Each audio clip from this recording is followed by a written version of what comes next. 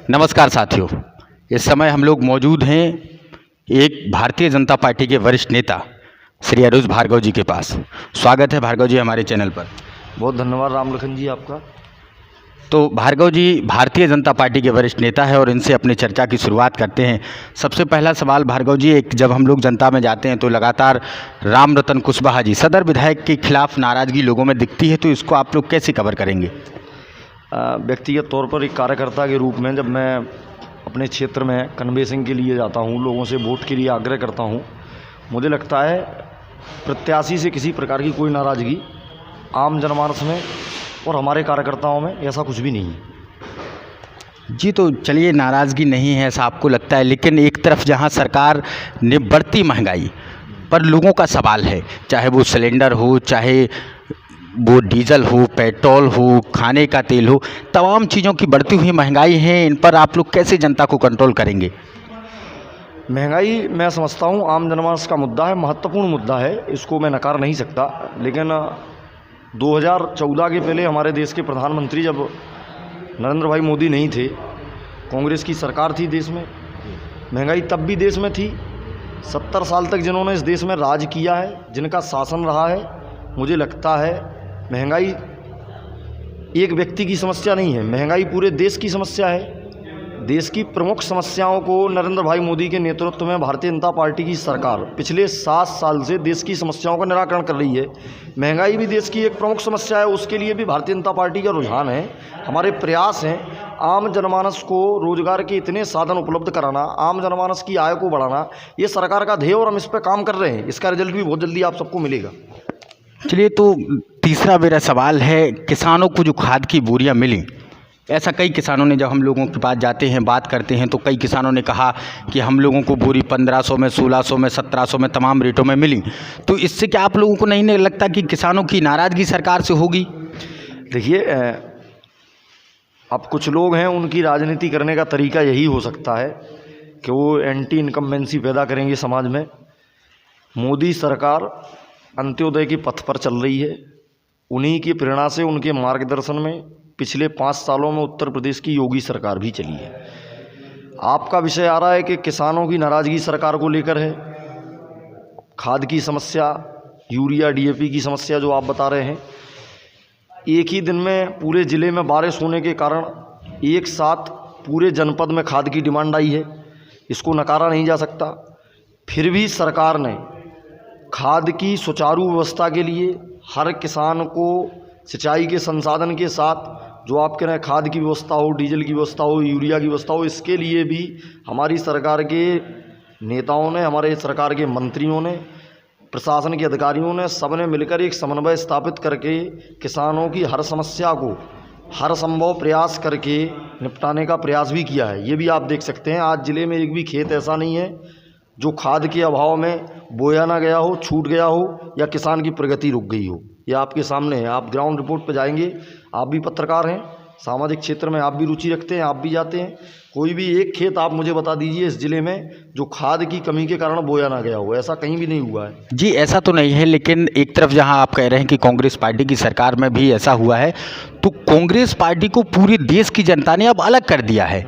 उनका प्रधानमंत्री 2014 से केंद्र में नहीं है, तो फिर इस बात को आप लोगों से क्यों ना पूछा जाए कि ये महंगाई, ये खाद, ये समस्याएं अब आपका शासन है, अब नहीं आना चाहिए?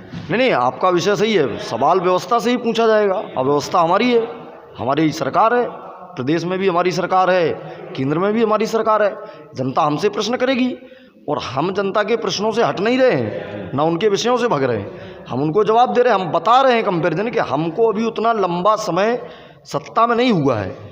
जैसे कोई कहेगा कि अभी तत्कालीन विषय आ रहा है रेलवे की भर्ती का। रेलवे भर्ती बोर्ड नरेंद्र मोदी के द्वारा बनाया गया नहीं है। रेलवे भर्ती बोर्ड में जितने लोग हैं, भर्ती नियामन आयोग है, उसकी प्रक्रिया को संपन्न कराने वाले अधिकारी हैं, उनकी भर्ती केंद्र की मोदी सरकार ने या प्रदेश की योगी सरकार ने नहीं की है। रेलवे भर्ती बोर्ड कब से देश में चल रहा है? जब से रेलवे है। भारतीय जनता पार्टी जब से रेलवे, तब से तो सत्ता में नहीं थी। सत्ता के लिए हम जिम्मेदार हैं। 2014 से लेकर 2021 तक अगर कोई विषय ऐसा आया है, मोदी सरकार की संवेदनशीलता उस विषय पर नहीं रही है, तो आप मुझसे सवाल पूछिए, मैं एलिजिबल हूँ उस बात का जवाब देने के लिए, मैं आपको जवाब दूंगा, अपना विषय रखूंगा। चलिए, तो एक और मुद्दा उठ कर के आता है, चूंकि आप ब्राह्मण नेता हैं इसलिए आपसे पूछना मैंने उचित समझा। खुशी दुबे, एक बिकरू कांड में एक नाम सामने आ जाता है हर बार, खुशी दुबे। चूंकि उस समय 30 मई के दिन शादी होती है, वो महिला घर आती है, लेकिन दुर्भाग्यवश रूप से उसको उस केस में तथाकथित आरोपी बना करके जेल भेज दिया जाता है। बाद में सरकार की जो चार्जशीट जाती है उसमें कहा जाता है कि इस महिला की कोई गलती नहीं थी, चूँकि हम लोगों पर दबाव था, इस वजह से हम लोगों ने उठाकर फेंका जेल के अंदर। लेकिन उस समय से आज तक वो महिला जेल के अंदर ही है, तो इस बारे में आप क्या कहेंगे? बहुत अच्छा प्रश्न है रामलखन जी आपका। मैं इसको नकार नहीं सकता कि मैं ब्राह्मण नहीं हूँ, मैं ब्राह्मण हूँ। चूँकि श्रद्धेय भीमराव अंबेडकर जी की रचना पर आधारित है हमारा देश। देश का लोकतंत्र है, लोकतंत्र का एक संविधान है, उसके अकॉर्डिंग हमें आपको सबको चलना है। मैं सामाजिक संरचना को नकार नहीं रहा, लेकिन 2022 में बैठ कर के इतने मॉडर्न युग में मैं कॉन्टैक्ट लेंस का यूज करता हूँ आँखों में, आप इतने अच्छे हाइब्रिड माइक का यूज कर रहे हैं, अच्छे मोबाइल का यूज कर रहे हैं। हम लोग नए भारत में प्रवेश कर चुके हैं। हम और आप जैसे युवा डिजिटल इंडिया के समर्थक हैं। इसलिए मैं जातिवादी टिप्पणी कोई नहीं कर सकता कि मैं ब्राह्मण हूँ इस नाते मैं कहूँ। दूसरा, ब्राह्मण होने के नाते ब्राह्मण के 2 लक्षण हैं, पहला ज्ञानी और दूसरा त्यागी। 2 लक्षण जिसके अंदर हैं वो ही ब्राह्मण है, मैं इसको नकार नहीं सकता। मैं कहता हूँ मैं ब्राह्मण समाज का एक युवा हूँ। ब्राह्मण राष्ट्रवाद की धरोहर है। आचार्य चाणक्य के समय से लेकर के आज तक श्रद्धेय अटल बिहारी वाजपेयी, पंडित दीनदयाल उपाध्याय, सबका दर्शन शास्त्र केवल ये कहता है ब्राह्मण राष्ट्र और धर्म से विमुख नहीं हो सकता। जो लोग अन्य टीवी चैनलों पे अन्य जगह डिबेट कर रहे हैं ब्राह्मणों को लेकर के, अन्य पार्टियां जातिगत टिप्पणी कर रही हैं, इसको मैं सिरे से नकारता हूँ। ब्राह्मण किसी भी पार्टी की जागीर नहीं है, ब्राह्मण स्वतंत्र है और ब्राह्मण राष्ट्र धर्म के साथ था, है और मुझे लगता है हमेशा रहेगा। ब्राह्मण समाज ही इकलौता ऐसा समाज है जो सारी सृष्टि के उन्नयन, उत्थान और कल्याण के लिए काम करता है। ये आप समझ लीजिए। चलिए, आप कह रहे हैं खुशी दुबे वाला मामला, मैं एक ही ब्राह्मण को जानता हूँ जो ब्राह्मण राष्ट्र धर्म के साथ है, जो राष्ट्र कल्याण के लिए अपनी आराधना करता है, उसमें सहयोग करता है। मैं ब्राह्मणों के नाम आपको बता रहा हूँ। मैं आचार्य चाणक्य को जानता हूँ, उनको पूजता हूँ, उनको फॉलो करता हूँ। मैं पंडित दीनदयाल उपाध्याय जी की आराधना करता हूँ, उनका उपासक हूँ। उनके दर्शन शास्त्र से मुझे प्रेरणा मिलती है सामाजिक जीवन में काम करने की। श्रद्धेय अटल बिहारी वाजपेयी जी भी ब्राह्मण थे, उनको प्रेरणा लेकर के उनका सामाजिक दर्शन शास्त्र है, उसको लेकर के सामाजिक संघर्ष करना, अपने लोगों की भलाई करना, अपने लोगों के लिए काम करना, इन लोगों को मैं फॉलो करता हूँ। अपराध और ब्राह्मण, इसका एक दूसरे से एकदम विपरीत मामला है। शास्त्र भी कहता है ब्राह्मण अपराध से हमेशा वंचित थे। अपराधी किसी भी जाति के हों, किसी भी पंथ मजहब के हों, किसी भी संप्रदाय के हों, किसी भी वर्ग विशेष के हों, उत्तर प्रदेश की योगी सरकार में उन्हें बख्शा नहीं जाएगा। सरकार इस पर काम कर रही है। तो सरकार यहाँ पर काम कर रही है, लेकिन दूसरा मामला उठ कर के आता है जो गुप्ता जी की एक निर्मम हत्या की जाती है उत्तर प्रदेश पुलिस के हवाले से। ऐसा कहा जाता है बाद में कि वो जो मामला था वो कहीं ना कहीं उन पुलिस वालों ने किसी अन्य कारण में उस व्यक्ति को मार दिया। गोरखपुर की ये घटना है, वहाँ पर एक हत्या हो जाती है।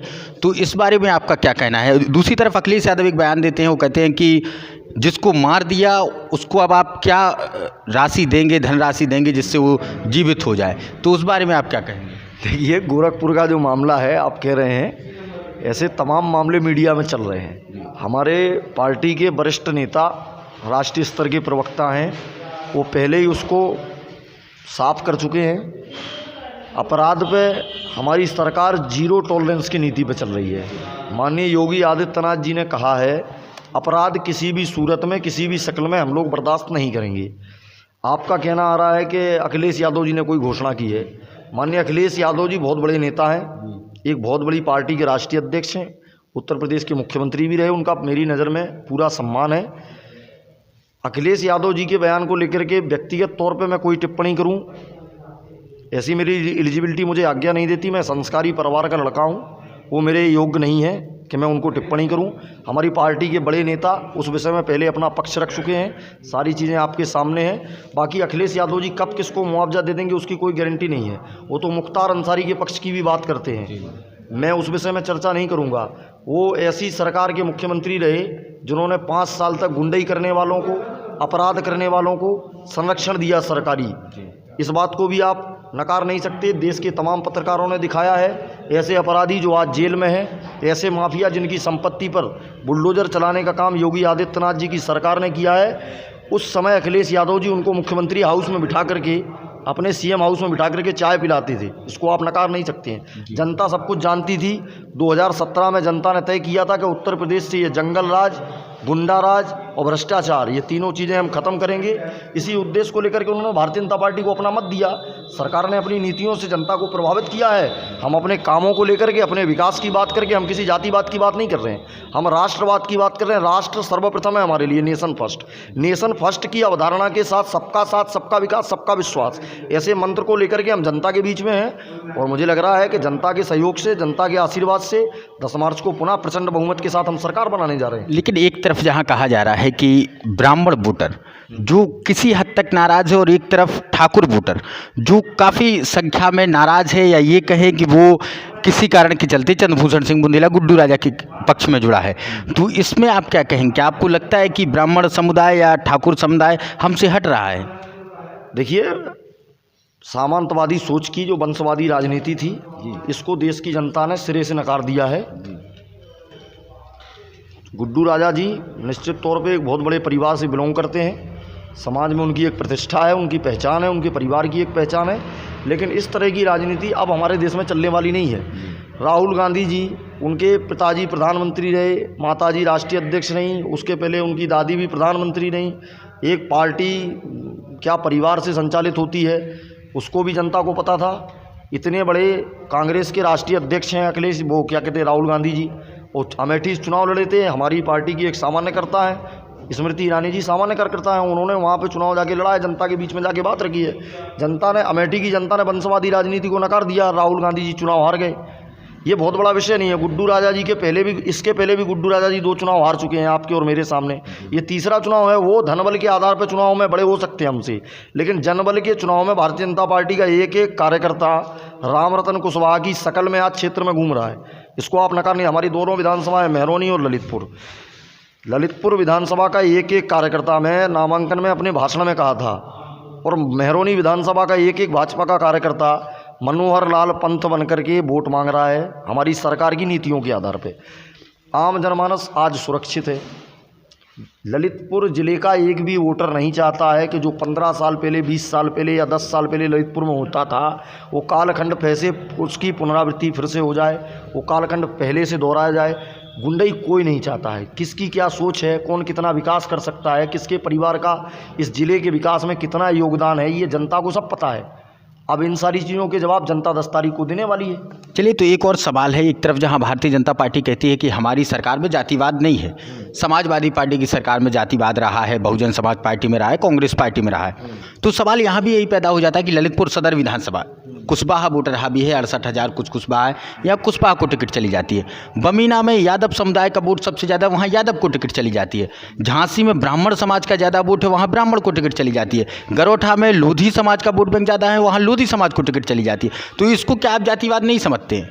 देखिए, जातिवाद की राजनीति भारतीय जनता पार्टी ने कभी नहीं की। इसका मैं एकदम सटीक उदाहरण आपको दे दूं। अभी कल भी मुझसे एक पत्रकार ने सवाल किया था। जाति को उन्होंने कहा कि ललितपुर ज़िले में जातियों को देख करके जिलाध्यक्ष बनाए जा रहे हैं पार्टियों के। हमने तो जाति को देख करके जिलाध्यक्ष नहीं बनाया। समाजवादी पार्टी ने 1 महीने, पिछले 1 से 1.5 महीने में 3 जिलाध्यक्ष बदले हैं। कैलाश यादव जी बहुत पुराने समाजवादी हैं, 13 दिन जिलाध्यक्ष रह पाए वो। उन्होंने अपने स्टेटमेंट में कल कहा है, आप देख लीजिए, यूट्यूब पे अवेलेबल है वो वीडियो, मैं आपको दे सकता हूँ अभी। उन्होंने कहा है कि ज्योति लोधी जी को जिलाध्यक्ष इसीलिए बनाया है कि लोधी समाज के लोग सपा को वोट करेंगे। ऐसा हमारी सोच में नहीं है। आपने कहा है कि बबीना विधानसभा में यादव वोट ज़्यादा है, इसलिए यादव को टिकट दिया।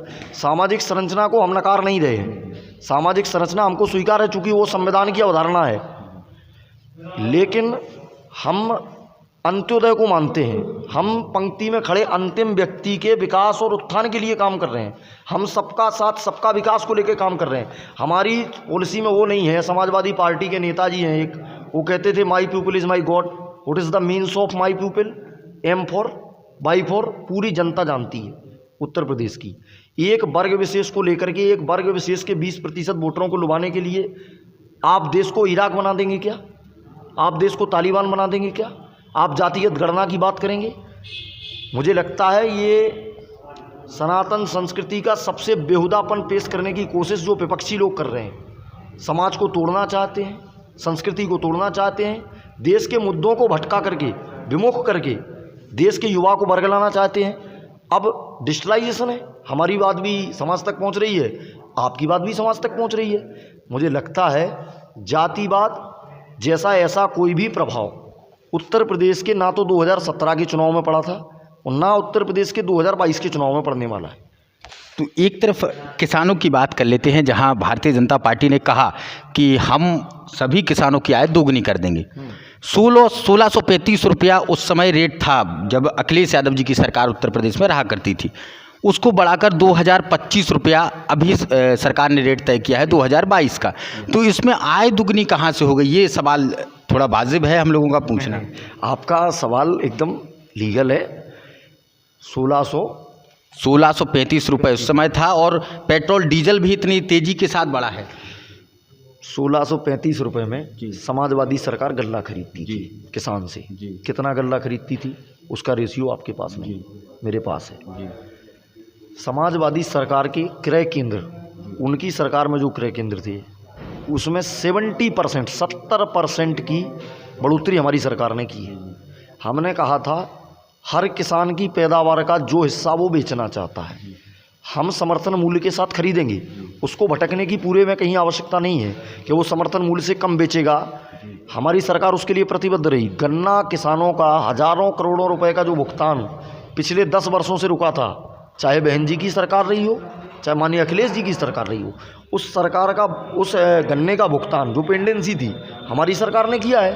हमारे गन्ना मंत्री थे, उन्होंने खुल के स्टेटमेंट भी दिया है, सदन में भी इस बात को कहा है, आप उसको नकार नहीं सकते। दूसरा प्रश्न आपका रहा है कि किसानों की आय दोगुना करने का। 1635 से 5 साल में हम 2025 तक उसको लाए। 2025 हमारा समर्थन मूल्य है।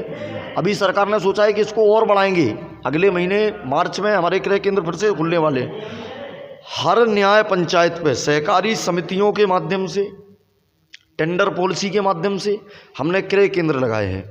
किसान को उसकी सुविधा के अनुसार उसके गांव में ही, अपितु गांव में अगर व्यवस्था नहीं है तो समीपवर्ती गांव में, मतलब 3 से 5 किलोमीटर के एरिया में हमने क्रय केंद्र खोले हैं। इसको आप बताइए रामलखन जी। देखिए, चूँकि किसानों का सवाल है 2025 रुपया और 1635 रुपया, ये आपकी बात सही हो सकती है नहीं, इसका जवाब समाजवादी पार्टी वाले देंगे कि उनके शासनकाल में क्या होता था। लेकिन 1635 से 2025 रुपया, ये आय कहीं डबल होती हुई इसमें नहीं दिखाई दे रही, जबकि पेट्रोल डीजल की कीमतें लगातार बढ़ रही हैं। तो ये आय डबल का पूछ रहा हूँ कि आखिर किसानों की आय दुगनी कैसे होगी। 2014 के पहले माननीय मनमोहन सिंह जी इस देश के प्रधानमंत्री थे, कांग्रेस की सरकार थी, स्पष्ट बहुमत की सरकार थी। उस समय गेहूं का रेट 12 रुपये था, इसको भी आप नकार नहीं सकते। 7 साल पहले पेट्रोल का रेट क्या रहा मुझे नहीं पता, हो सकता है 50 रुपये रहा हो सकता है, मतलब। लेकिन कांग्रेसियों ने जब सरकार छोड़ी थी तब वो कहते हैं कि 66 रुपये कुछ पैसे पेट्रोल का रेट था। पेट्रोल का रेट आज 90 के आसपास है, आपका कहना सही है। पेट्रोल की कीमतें बढ़ी, देश के प्रधानमंत्री की संवेदनशीलता थी, गृह मंत्रालय ने प्रस्ताव किया, सदन में प्रस्ताव पारित हुआ कि पेट्रोल की बढ़ती कीमतों पर अंकुश लगाया जाना बहुत ज़रूरी है। सरकार ने एक झटके में 13 रुपये उसको कम किया, इसको भी आप मत नकारिए।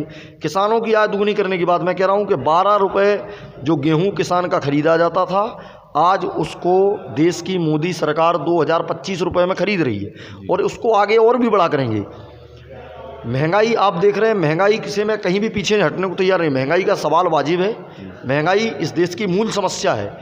देश के किसान की आय जब तक नहीं बढ़ेगी, उसको पास बाह्य स्रोतों के माध्यम से आय नहीं होगी।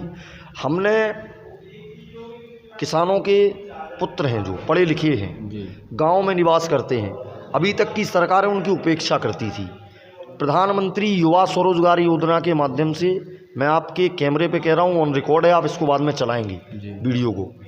उत्तर प्रदेश में 25 लाख युवाओं को हमने मुद्रा बैंक के माध्यम से ऋण उपलब्ध कराया है, उनके व्यवसाय हेतु, उनके रोजगार हेतु। हमारे देश के प्रधानमंत्री की एक महनीय योजना startup India, Kaushal Vikas, make in India, सबसे ज़्यादा पार्टिसिपेशन अगर किसी का हो सकता है इन सारी योजनाओं में, तो युवाओं के प्रगति के लिए युवाओं का पार्टिसिपेशन उसमें तय किया गया है। उन्होंने उसको बॉन्डेड किया है कि मेक इन इंडिया के माध्यम से हम इतने युवाओं को रोज़गार देंगे। रोज़गार का मतलब सरकारी नौकरी नहीं हो सकती। मैं भी टेक्निकल विद्यार्थी हूँ, पढ़ा लिखा हूँ, मैं भी चाहता किसी कंपनी में रोज़गार कर सकता था, जाके जो मेहनतनामा मिलता है, मासिक आय मिलती है, उसके आधार पर नौकरी कर सकता था।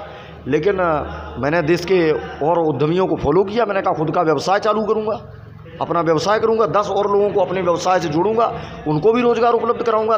तो देश के युवा की ये सोच बनाने के लिए एक बहुत बड़ा प्रोजेक्ट हमने लॉन्च किया, आत्मनिर्भर भारत।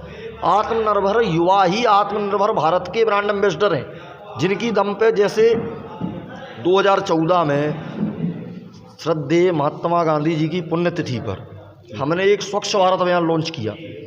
स्वच्छ भारत अभियान एक अभियान ना होकर के एक जन आंदोलन बना। देश के करोड़ों लोगों ने उसमें प्रतिभाग किया। आज आप देखिए सरकारी अस्पतालों में जाके, स्टेशन पे, मार्केट में, सार्वजनिक स्थानों में, पार्कों में क्या गंदगी होती थी। अभी आप कहीं भी गंदगी नहीं बता सकते। लोग थूकने के पहले सोचते हैं कि डस्टबिन कहाँ है। कोई उनको सामान अपना डस्ट फेंकना है, वेस्ट मटेरियल है, उसको फेंकना है, लोगों के पास व्यवस्था है। ये लोगों के कल्चर में आया है। हमने क्यों जनता के माध्यम से स्वच्छ भारत अभियान को एक जन आंदोलन बनाया है। ऐसे ही आत्मनिर्भर भारत को भी हम एक जन आंदोलन बना करके इस देश के युवा के सामने आएंगे और देश को आगे ले जाएंगे। चलिए, हमारे पास रोजगार का भी सवाल था, लेकिन चूंकि आपने उसका जवाब दिया है, बस अंतिम सवाल, ललितपुर सदर विधानसभा में आपकी फाइट किससे होने जा रही है और महरौनी सदर विधानसभा में आपकी फाइट किस पार्टी से होने जा रही है? देखिए, मैं विद्यार्थी परिषद में काम करता था 10 साल पहले, और 10 साल तक काम किया, 2009 से लेकर के 2019 तक। 19 में भारतीय जनता पार्टी संगठन की योजना से मेरी सदस्यता हुई, मैं आया। हमारे विद्यार्थी परिषद देश का नहीं, दुनिया का सबसे बड़ा छात्र संगठन था। हमारे संघ के आजकल बहुत बड़े प्रचारक हैं। माननीय सुनील जी ने उस समय अपने भाषण में कहा था, उन्होंने कहा कि हम दुनिया के सबसे बड़े छात्र संगठन हैं, लेकिन हमारे बात कौन है? इसकी लड़ाई NSUI भी लड़ रही है, तमाम वामपंथी संगठन भी लड़ रहे हैं। उसी लड़ाई से मैं आज विधानसभा चुनाव को जोड़ रहा हूँ कि भारतीय जनता पार्टी दुनिया का सबसे विस्तृत राजनीतिक संगठन है। हजारों करोड़ों कार्यकर्ता, एक केडर बेस्ड पार्टी है।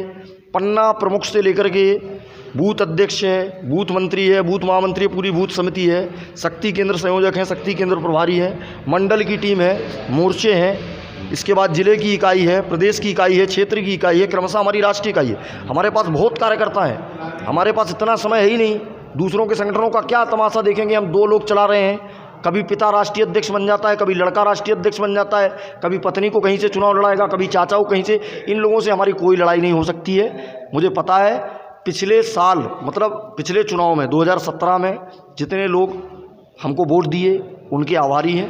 पुनः अपनी योजनाओं के साथ मोदी सरकार की जन कल्याणकारी नीतियों के आधार पर हम जनता के बीच में जा रहे हैं। 50,000 प्लस वोटों से हम दोनों विधानसभा का चुनाव प्रचंड बहुमत के साथ फिर जीत के आएंगे। दूसरे नंबर पे किसको रहना है, वो समाजवादी पार्टी, बसपा, कांग्रेस मिलकर तय कर ले। उनका सवाल है, उनसे पूछिए। बहुत बहुत धन्यवाद। अभी हमारे साथ थे अनुज भार्गव जी।